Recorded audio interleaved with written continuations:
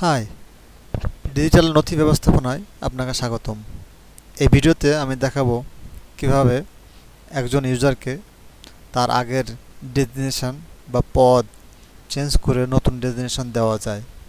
যখন কোনো কর্মকর্তা প্রমোশন পায় অথবা অন্য একটা শাখার দায়িত্ব পায়, তখন বেসিক্যালি এই ধরনের কাজের প্রয়োজন হয়।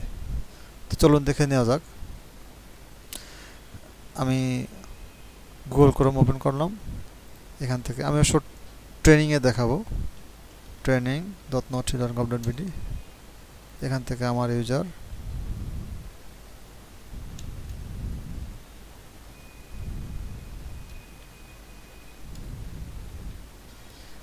তাহলে আমার আইডি ও পাসওয়ার্ড দিলাম। এবার আমি প্রবেশে ক্লিক করতেছি। তাহলে লগ ইন করার পরে আমাকে এখানে নিয়ে আসছে। এখান থেকে আমাকে যেতে হবে দপ্তরে ক্লিক করতে হবে। দপ্তরে ক্লিক করলাম। এখান থেকে যেতে হবে কর্মকর্তা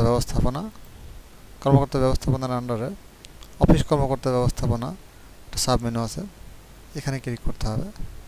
ক্লিক করলাম। তাহলে অফিস কর্মকর্তা ব্যবস্থাপনা পেজটি আসলো।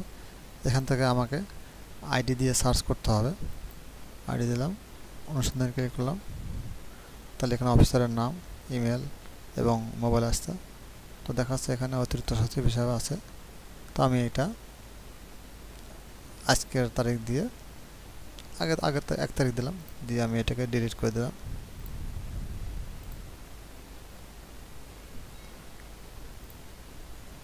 এরপরে আমি এই অফিসারকে অতিরিক্ত সচিব অধিগ্রহণ শাখা দিয়ে দেব, অধিগ্রহণ উইং। তাহলে আমাকে এখান থেকে খুঁজতে হবে যে অতিরিক্ত সচিব অধিগ্রহণ। আমি এখান থেকে অতিরিক্ত সচিব সিলেক্ট করব। এখান থেকে তারিখ দেব, সে আমি 1 তারিখে দিই। এবার এখান থেকে আমার এই গ্রিন হ্যান্ডে ক্লিক করতে হবে। ক্লিক করলাম। তাহলে দেখবেন উপরের দিকে এই যে এই কর্মকর্তা এখন ভূমি মন্ত্রণালয়ের অতিরিক্ত সচিব অধিগ্রহণ এই হিসাবে দায়িত্ব অ্যাসাইন করা হয়ে গেছে, পদবি অ্যাসাইন করা হয়েছে। Thank you for watching the video.